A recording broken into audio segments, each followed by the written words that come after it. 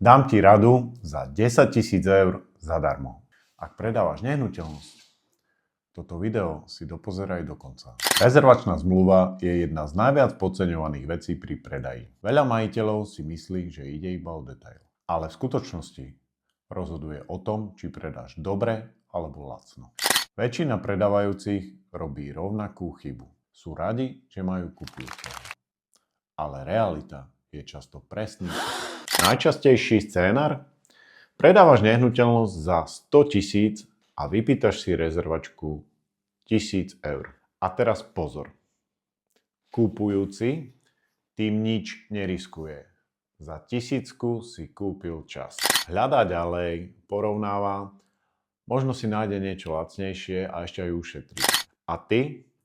Spokojne čakáš, máš nehnuteľnosť stiahnutú z trhu, zastavený marketing a zastavené obhliadky. Ak chceš vedieť, ako sa takýmto chybám vyhnúť, tak ma sleduj. Zdieľam veci z praxe, ktoré ti ušetria tisíce eur. V čom je najväčší problém? Najsilnejšie obdobie predaja superuje 2 až 3 týždne.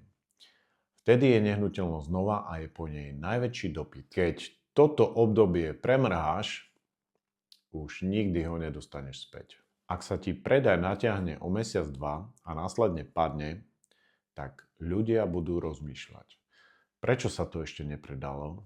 A hádaj, čo je ďalší krok. Znižovanie ceny. A tu sa bavíme o 10 až 20% z pôvodnej ceny. To už nie je drobnosť. Sú to tisíce eur. A teraz pozor. Na konci videa ti poviem jedno číslo, ktoré rozhodne o tom, či kupujúci zostane alebo odíde. Toto číslo väčšina ľudí úplne podcení. Preto mám pri predaji jednoduché pravidlo. Kupujúcim vždy hovorím jedno. Kto prvý zaplatí rezervačku, ten kupuje.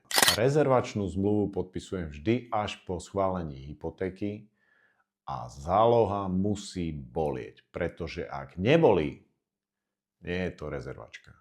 Skutočná rezervačná záloha musí byť minimálne 5% z ceny. Nie 1000 ani 1500 eur, nie symbolicky. Minimálne 5%. Vtedy kupujúci prestane hľadať a ty prestaneš riskovať. Vtedy máš istotu, že obchod dotiahneš do konca.